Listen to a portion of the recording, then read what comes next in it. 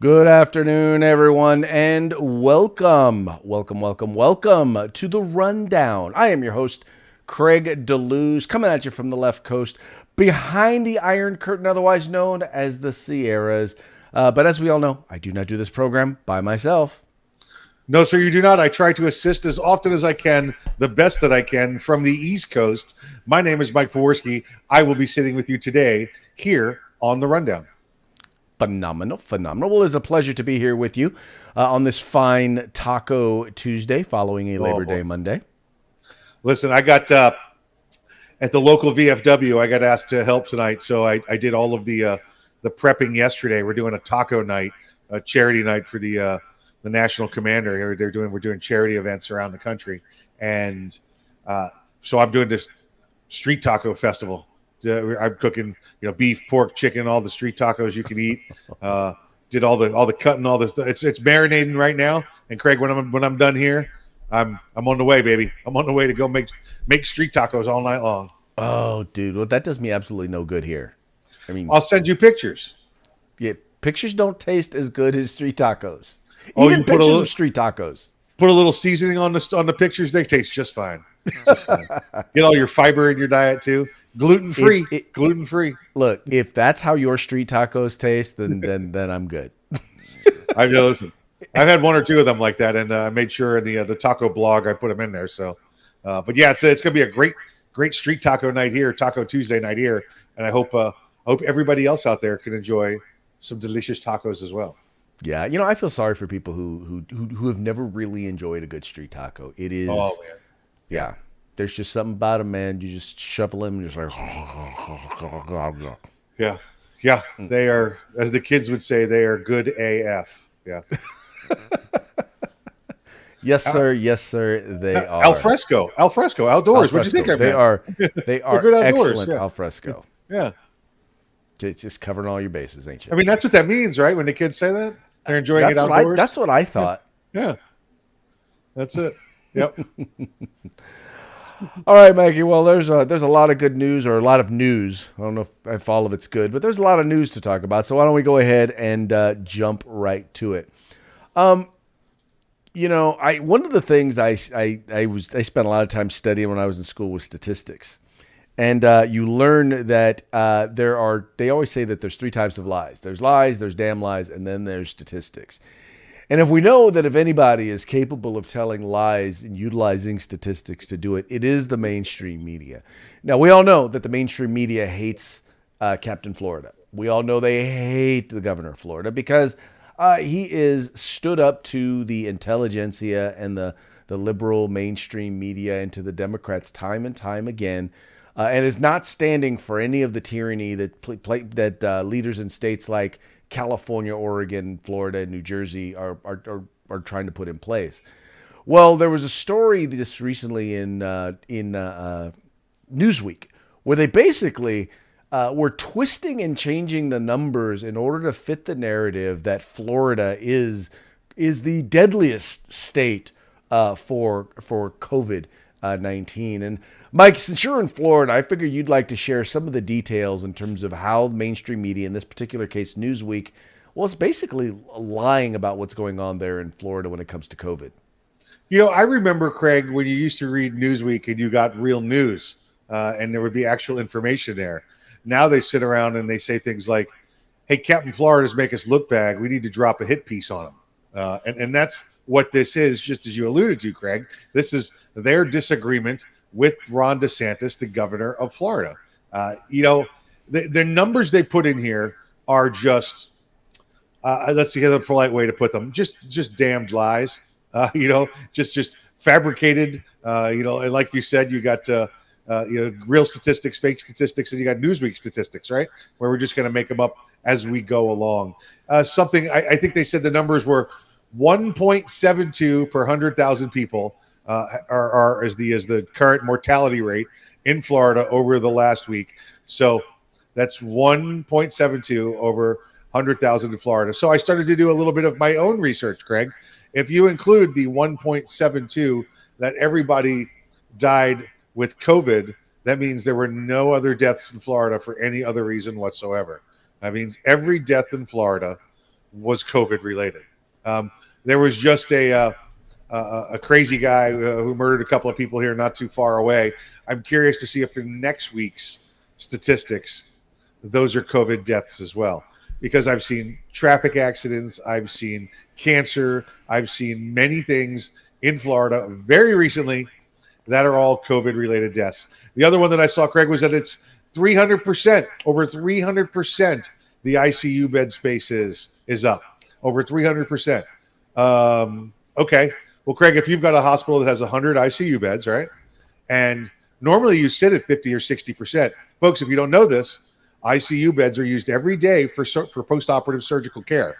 So if you've been under anesthesia, you go to the ICU for 2, 4, 6 hours, whatever it happens to be, until they're convinced you're out of harm's way from any of the anesthesia effects. Guess what? They weren't doing those during the height of COVID. Everybody had the fear. They didn't know where this was coming from and what was going on. Now we're seeing elective surgeries again.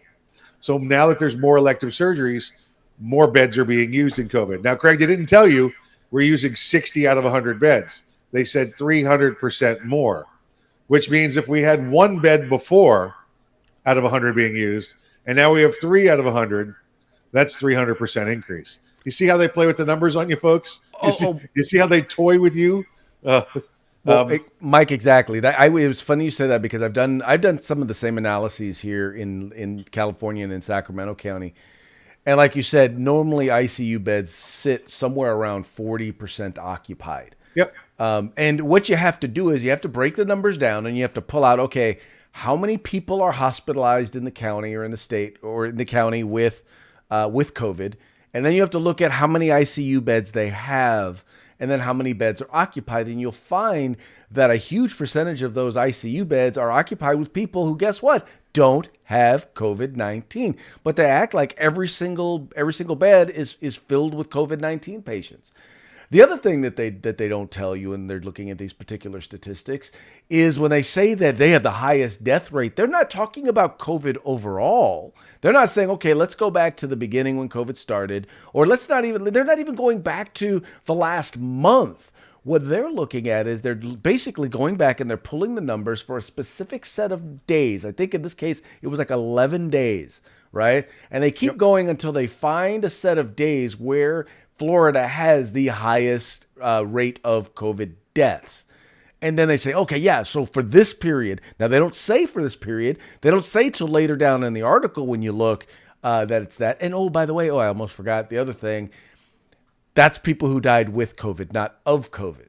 Correct. So we don't even know what that number is. And they're all doing this. And mind you, that first of all, California still has the highest number of deaths from or with COVID. In terms of the rate, the mortality rate, New Jersey, the absolute highest. Mississippi, Texas, Louisiana. I mean, Florida is all the way down at number 17. All right. And that's at Florida's overall rate is like 2.1 is right. what it's been over, is what it is overall. California is 1.7. And that's largely because we have such a large state with such a large significant portion of that also living in rural areas. The point is that there's still not much difference between California and Florida when it comes to the overall death rate. And you guys didn't shut down your economy. You didn't lock your kids out of school for a year and a half. So yeah, they're basically playing footloose and fancy free with the numbers in order to attack Captain Florida.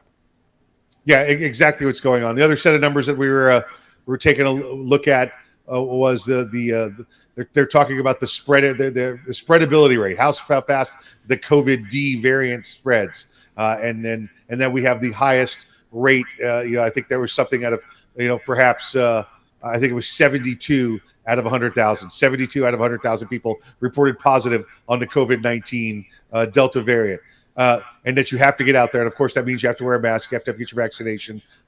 It does spread fast, Craig, but we also know that it's nowhere near as deadly as the original COVID that came through. We saw this with another statistic that slipped under their radar today, that those that are showing up at the hospital complaining of COVID, that this week in Florida, it was 54% of them were vaccinated. That means 46% we're not vaccinated. They don't tell you that. So again, I am not trying to dissuade you from getting a vaccine or getting a booster. If you're in the high risk category, go out and get yourself the vaccine. Do your study, talk to your doctor, find out which one is best for you, and get it. Neither one of us here on the program are anti-vax. We're for educated vax, is what we are. And we're also not for shaming people into getting vaccines, because the reality is everybody's going to get COVID. We'll say this again. Everybody's going to get it. Some people will be vaccinated and get it. Some people will be unvaccinated and get it.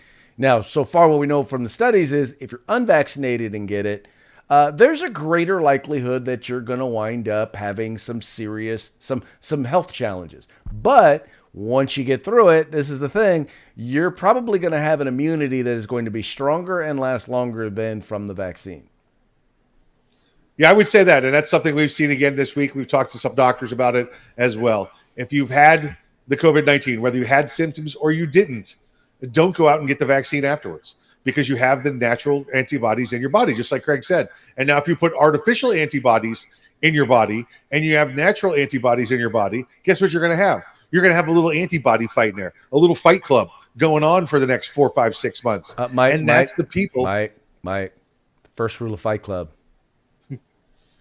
Well, we're talking about the COVID fight club, so it's somebody else's fight club. First rule of Fight Club, don't talk about Fight Club. So you're going to get the COVID fight club going on inside you. That's why people say, oh, I had it and then I felt symptoms for 10 months. Yeah. Because they went and got a vaccine after they had cleared the virus, right, and now they got a little battle going on inside them. Don't do that. Yeah. Talk to your doctor about that. Please. You wouldn't go out and get any other vaccine after you had the disease or had the virus. It's just not the way it works. That's not the way any of this works. No, it's not. But yeah, the point is that the media is playing footloose and fancy free. But here, folks, here's the good thing. Here's what I'll encourage you to do. What a lot of media is doing now is they're actually also linking to the data. Go look at the data for yourself. And I think you're going to discover that a lot of, in particular, what's in the headlines is false. If you look further down in the story, a lot of times you can tell in the story what's true by what they're not telling you, especially when you go back and you look at the data. So look at the data for yourself. Once again, we will continue to say this. Get the data yourself. Do your own research. Speak to the medical professionals that you trust, and then make a decision that's best for you and for your family. You got to look. You have to dig. I'll tell you why. Listen, here's a great example. Craig, do you eat Hot Pockets? Hot Pockets. Do you eat Hot Pockets at all? I do. It's not an often thing, but okay, yeah, right. Same as me. It's an after 1 a.m. Found it in the freezer kind of snack. Well, the latest ones say, for the ham and cheese one, says now with 40% more cheese. So I'm sitting there looking at the old pack and the new pack.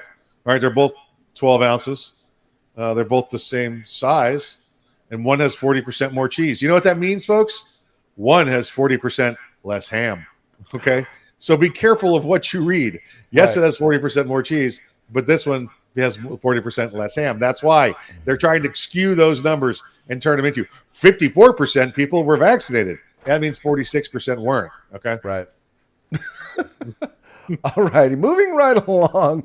Now that we've devolved into talking about Hot Pockets. Hot Pockets. So now we are headed for, and folks, just so that you know, the interesting thing is, you guys have heard a couple of weeks ago, there was a lot of talk about the infrastructure deal that several Republican senators agreed to.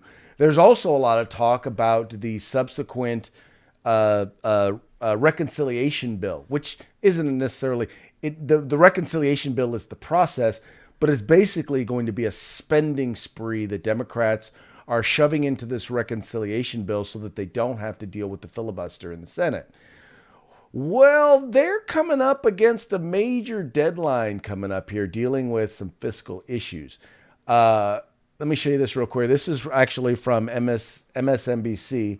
There are a couple of things that they wanted to note. First of all, you have federal unemployment benefits expired today, which should do a lot actually to help the economy, because now there's going to be a lot of people who've been refusing to go back to work who will now have to go back. Or hopefully they'll go back to work now that they're going to be receiving about $1,200 less every week or every month.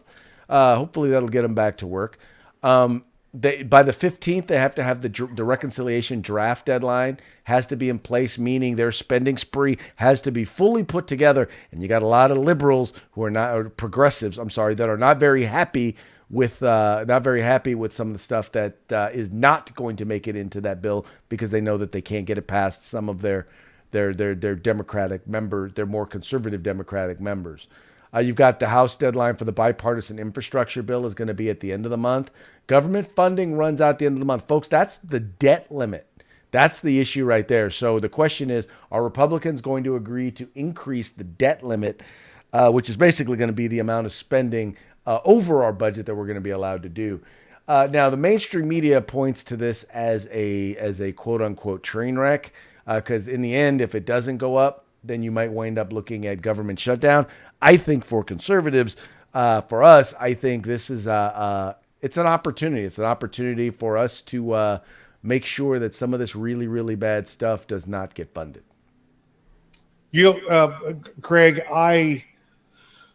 in the morning when I get up, I turn the local news on because it's the default station on the interweb TVs here, and it gives me that 15-minute cycle of my morning news, which is all I need. Then I turn it off. Well, I got busy this morning and it ran for about 4 or 5 cycles. And one of the stories, the top stories today here out of Florida, was that the federal unemployment has run out. Now, it ran out. In Florida, the governor shut it off a month or 2 months ago to try and get people back to work, and it worked rather well. And now that the federal is running out, all the last of the funding is running out. There are people just in a panic because they don't know what to do now that they have to go back to work. There was one guy on, and he was their lead story. And Craig, it looked like this guy lives in his basement and refuses to go to work every day because other adults are going to beat him up and take his lunch money. This guy got on, and his story was, the COVID's out there, and now with the new Delta variant spreading so much, how am I expected to go back to work? I need this money to live. And it was just like, where is this guy? Somebody fill his basement with water. Get him the hell out of there. Get him to go back to work.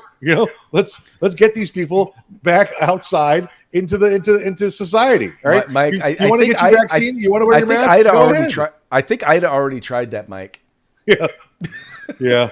Well, we got that's another story in the news. A bunch of people from New Orleans that got flooded out coming to Florida to find jobs. Well, there's jobs in Florida. We actually have one of the lowest unemployment rates in the country at 5.1%. The nation's at 5.4. If you want jobs in Florida, you can come get them, and they're going to give you bonuses. So come on, we'll take your tax dollars from you.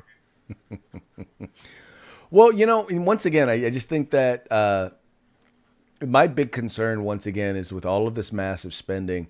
It's not just massive spending. A lot of it is really a changing of how we view the role of government, and it is opening the door towards increasing dependence on government. The other thing we're looking at is we're already dealing with serious inflation, and contrary to what the administration says, we're still seeing inflation happen every single month. Record increases in the cost of products, goods, and services. And now they want to infuse we're talking like $5 billion, $1 trillion, $1 trillion or something like that in government spending into the economy. No, that you print that much money and put that much money out on the streets, you're going to continue to see that increase in inflation. And now we're actually looking at stagflation, where you're going to see the economy eventually slow down, and you're still going to see prices increasing. I think we need to stand, and then the debt limit is where we need to make that stand. Craig, there's also I saw in the news today. There's evidently a genius running around Florida. We know that the inflation is here. We know that it's happening. We know that it's being artificially manipulated up in Wall Street to try and make it look like it's not. But you can go out and just look at the price of a gallon of milk and look at the price of a gallon of gas, and you know immediately that inflation is hitting us. Well, there's some corporation in Florida that's going around and buying up a lot of the low-income rental properties. The duplexes, the apartment complex, those kind of things. And the people on the news were like, wow, maybe this means the housing market's turning around. And I'm like, you utter morons. You absolute ridiculous people. This is you're creating slumlords is what's going on here. They're buying these places up. They're going to either take you for every dime you have until they evict you, or wait for the federal handouts to start coming your way because you don't get a job. Either way, they make money and you're out on your butt. So Right. this is how inflation works. Okay, this is how it works. They're going to take advantage of the poor because you people are not the poor people. The news media is too stupid to recognize what's going on around them. Well, part of it is they are the corporate news media, so they're to a certain degree they're kind of in cahoots. They're a part of the cabal. Yep, exactly right. Speaking about cabal. Now, Mike, you picked this story out, so I'm going to go ahead and let you take the lead on this one regarding the Taliban ban. This is it's just so telling. What do we hear now? We're on September 7th. So we've been out of Afghanistan. We've been out of Kabul there for officially, I guess, 7 days, right? And now all of a sudden that the local populace, the people of Kabul, the Afghanis, have decided to protest. They were protesting against the Taliban and their rule because they were starting to restrict women's rights and taking away rights from certain individuals. These people that have enjoyed a number of freedoms over the last 20 years. These people that took for granted the freedoms that was being given to them by the American and coalition forces that came in there and died, just short of 4,000 total across the board for all coalition forces, and just took it for granted. And now all of a sudden the Taliban's back. They think, Craig, they're going to be able to go protest and going to be heard, and it's going to be okay. Well, the Taliban, did you see how the Taliban, Craig, I'm going to hand this back to you.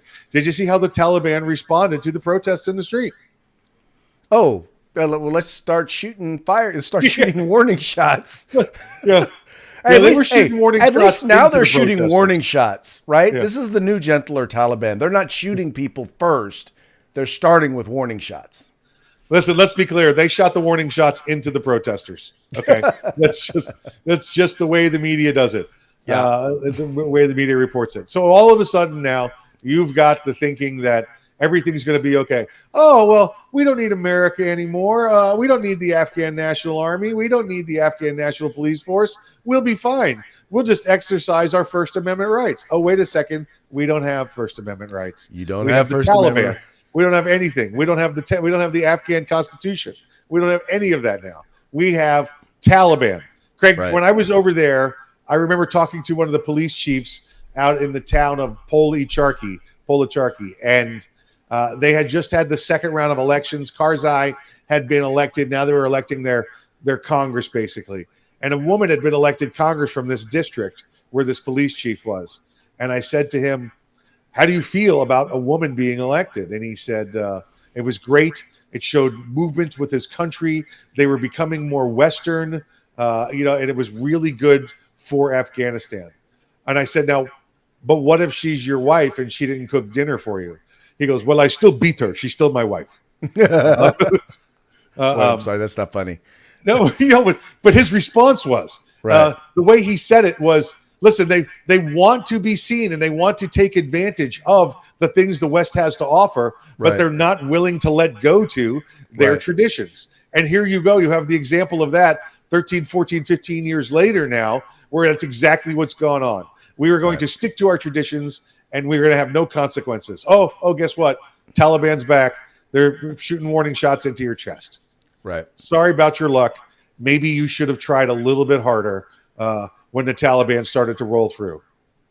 Mm-hmm. Well, that's the thing is a lot of people don't realize, we're talking over the last 20 years. You're talking about a whole generation that's grown up with, not the same freedoms and liberties that we have here in the United States, but compared to what the Taliban is putting in place, imagine, 20 years of girls being able to go to school and get an education and become scientists and doctors and all of that. Imagine not having to hide, right? Imagine being able to actually protest when you have concerns with your government. All of that is now gone. A whole generation of folks are now going to have to realize that is not happening anymore. And either you're going to have to stand up to the Taliban or that government, or, that you get what you get. And like I said, you know, you wanted the Taliban, you got the Taliban. Listen, we trained over 500,000 people in the Afghan National Army and the Afghan National Police, which is, by the way, very coincidental with these 660,000 machine guns that are missing, because that's what we gave them to arm themselves. So, you know, we spent 20 years developing a military and a police force, 20 years of trying to make them a professional core of individuals. And you had some that you knew took it seriously. And then you had the other 80-90% that were there for the paycheck and did not care. And we all knew the day would come when we left and the Taliban would drive in on a goat with a board with a nail in it and take over again. And that's what happened in that country. You had your chance, had your best shot you're ever going to have in thousands of years from the history of Afghanistan, and you blew it again. You blew it again. But Mike, and a big part of it is, and I know that there are some folks out there who are going to hate to hear me say this, but the fact is our form of government works because it's based on a certain set of values, and those values just happen to be rooted in Judeo-Christian principles. And the problem is that works to the antithesis of the faith belief of many of the people in that part of the world. And that's the reason why whenever you try to go to democracy, you give them democracy and they eventually vote in theocracy. And that theocracy then turns into a tyranny. It turns into a tyrannical theocracy. Well, you know, dictatorship. To be accurate, we gave them the chance at freedom. They designed their own government. They chose kind of a mix of a presidential system with a parliamentary system behind it, and you know they did a good balancing act with their religion and with their government. What they did, though, they didn't turn to tyranny. Tyranny came knocking on the door, and they just didn't fight it. They said, "Oh no, we'll be okay. We'll be okay." Now, listen, America, coalition, we're just as much as blaming this. I've said this to you before. We're still in Japan. We're still in Korea. We're still in Germany. And those are some of the most stable governments on the planet because of the assistance and backbone we gave them. Well, we didn't do that in Afghanistan. We turned our backs on those people. But those people still, after 20 years, should have been able to stand up and fight for themselves. Yes, they should have.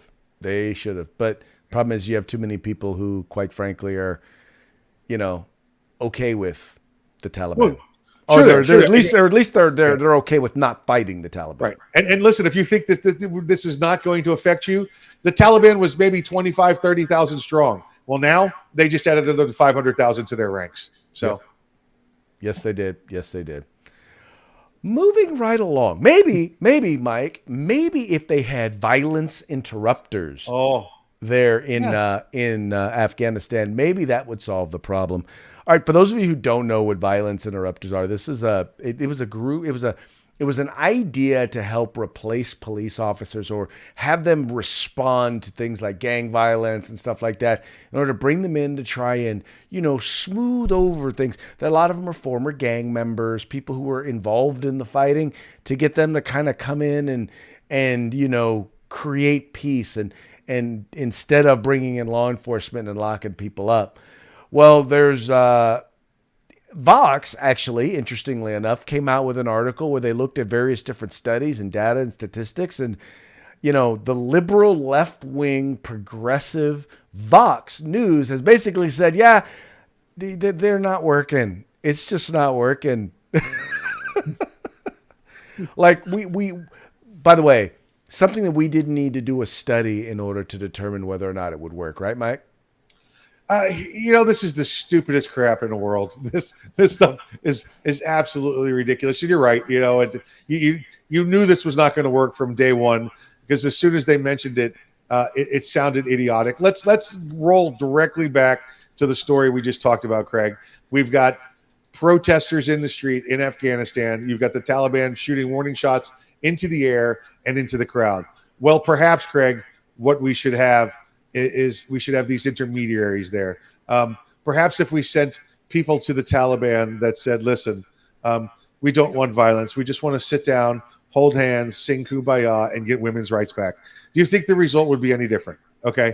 Maybe they would spend less ammo because they'd only have to shoot one instead of shooting the whole crowd. That's about the only benefit I can see. This is stupid.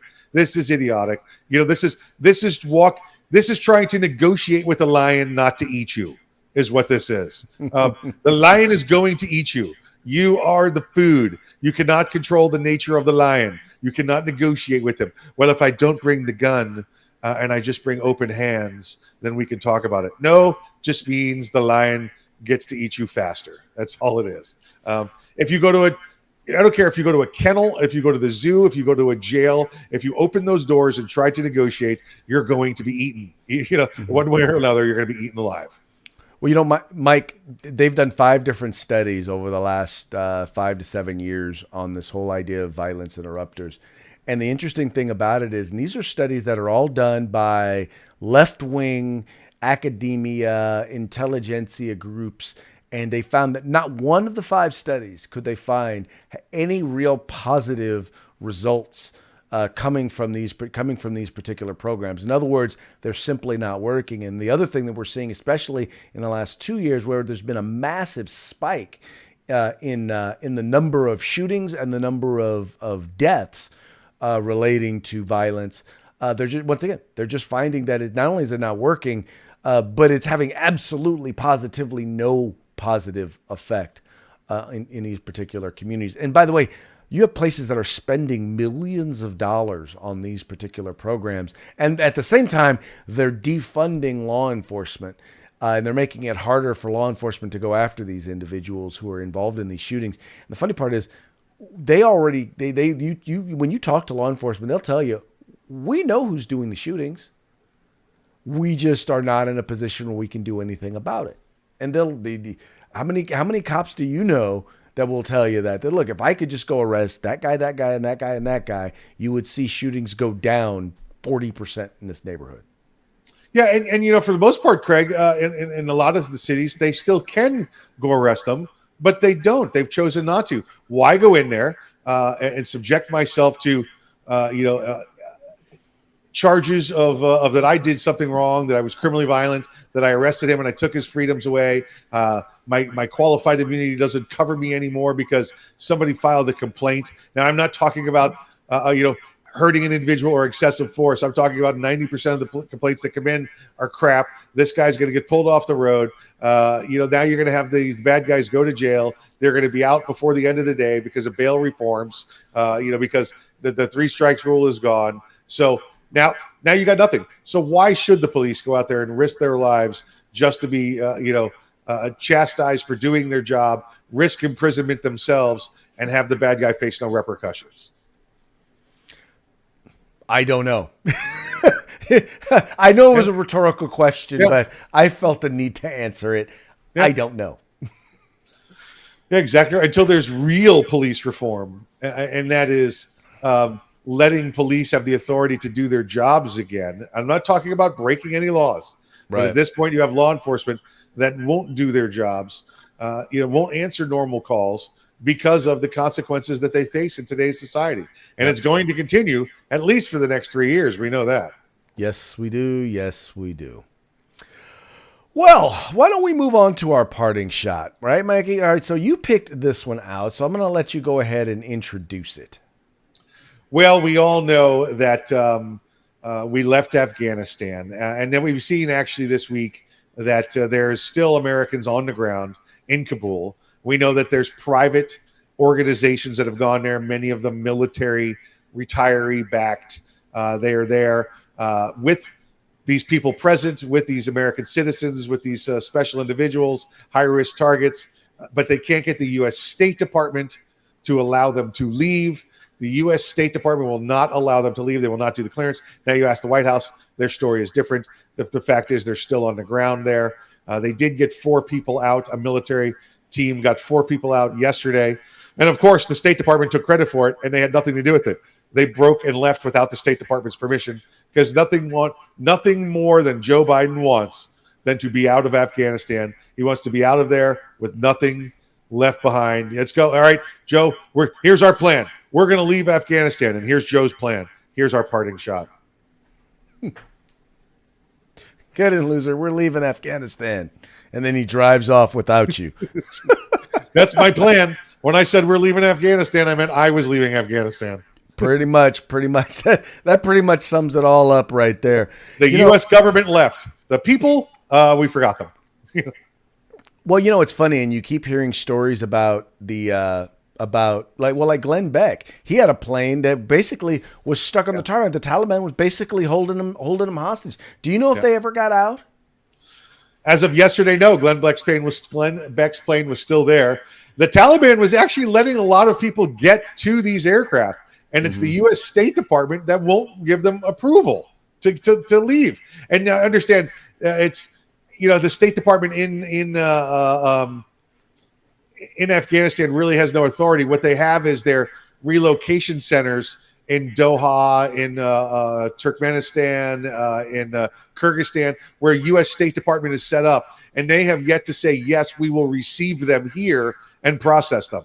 So you could take off with these people, but there's nowhere they could go. They can never get off an airplane because they're immigrants, and no country's ever going to let them in without somebody saying, we will take you. And trust me, nobody else in that part of the world is taking any more Afghan refugees in. And the only place they're going to get asylum is the United States right now. Right. But our relocation immigration centers won't take them. Well, what's funny is they're also finding that only a very, very small percentage of these individuals actually are the quote unquote interpreters and people who've actually worked with us, and they have the special visas that will get them in. And those are the people, when we were talking about getting people out of Afghanistan, those are the people we were talking about, people who actually worked with us and helped us, not just people who were looking to get a better life. Those people ought to be the priority when it comes to, well, let me clarify. The American citizens and permanent residents are the ones that need to be the greatest priority. Then after them, the individuals who work to help us, who the Afghanis who were there, who helped us, need to be the next greatest priority. Yeah, but instead, that's not going on. We know that those people that worked with us right now, Craig, are systematically being hunted down and killed. Yeah. It's already begun. So, all right. Well, hey, let's real quick give a shout out to our sponsors. Guerrilla Machining, Grid Defense. Hey guys, Guerrilla Machining, Grid Defense. By the end of the week, we will have some nice party gifts for you on Freedback Friday when we all get together and have a good time, and we'll probably quiz you about today's show as well. Mm-hmm. All right, folks, that's going to be it for today's rundown. Remember, like, share, subscribe. Encourage your friends to do the same. This is the place to be to talk about 2A news and conservative views. If you're not watching, I'm wondering why. Peace out.